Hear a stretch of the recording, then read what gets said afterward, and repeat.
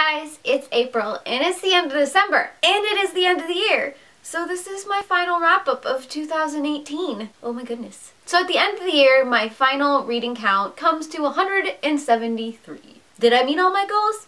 Yes, I did. If you want to learn more about my goals, I will link the video up above and down below because that's what I do. This month I didn't do a mid-month wrap-up. Instead, I kind of skipped over all of that, and now you're gonna get the whole month in one great big long video. Yay! It isn't really that many books, and so this wrap-up is going to be somewhat manageable. The real thing is, do I remember what I read at the beginning of the month? Because so much has happened this month that my brain is just, it's not there. It's gone. It flew away and I don't know when it's coming back. But I'm going to try to do this anyways. The first read I want to talk about is Lyra's Oxford by Philip Pullman. This takes place after his Dark Materials. It's a little short novella that looks into Lyra's life after everything has happened. This story centers around Lyra, who is helping a witch's daemon that has come to Oxford, and she's just trying to help this daemon out. I did like the look into Lyra's life after all of this happens, where she's starting to go with everything and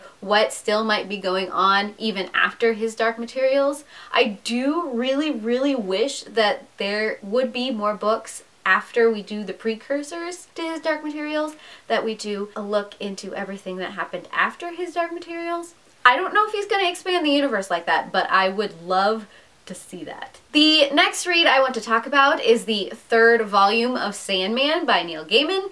Once again, I don't know why I keep picking these up. I think it's because there is enough of this mythological and folklore tie-in for a lot of what he does and a lot of storylines that he mushes into all of this, but at the same time, there are a lot of graphic things that go on. This volume, by far, is probably my favorite that I have read, simply because there is one little story inside of this volume that takes a look at cats. And I really truly enjoy what they did with the mythology of cats and dreaming, and it is just adorable and I loved it so much. I also picked up Ink and Bone by Rachel Caine. This was a book club book that I am doing with a bunch of wonderful friends. This is the story of the great library started in Alexandria that is set in an alternate future, and they control the information. At this point in time, you have to get all of the information from the Great Library, but there are black market book dealers. Jess is part of one of those families who is into black market book dealing, and they send him out to the Great Library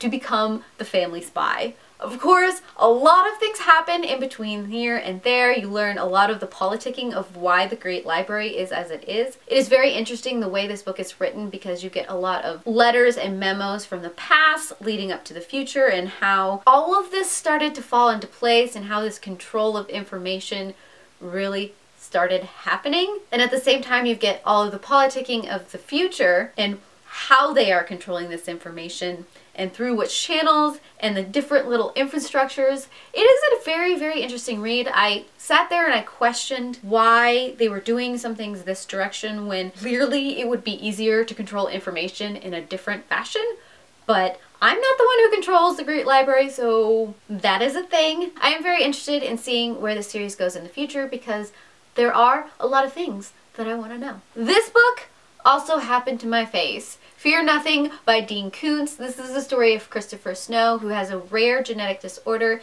that makes it so that he can't stand in sunlight or any kind of very harsh lighting because his cells don't regenerate correctly. This means he has a very limited lifespan.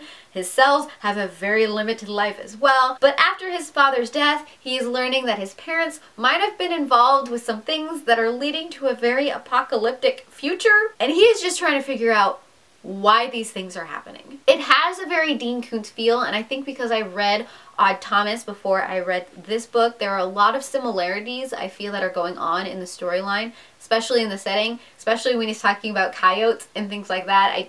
I started to get this very big sense of deja vu. I didn't hate it, but I am wondering, because Dean Koontz churns out so much literature, if there are a lot of similarities in a lot of his books. I don't know. I'm going to find out. I've got more Dean Koontz that I need to read that are over there.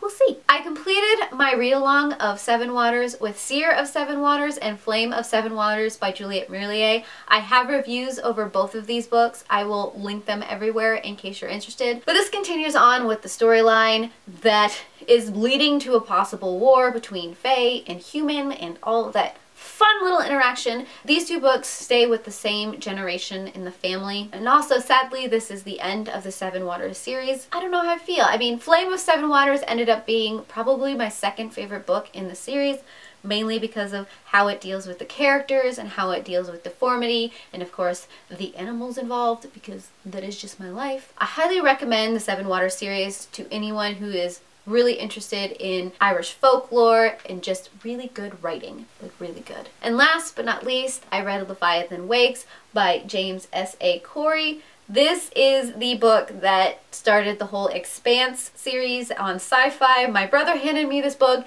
decided I needed to read it, and I read it. It is a very twisted tale about space and how we colonize Mars and the asteroid belt, what that has done to humanity because of living in all of these different areas, possible planetary wars, and then particles that may be changing humanity.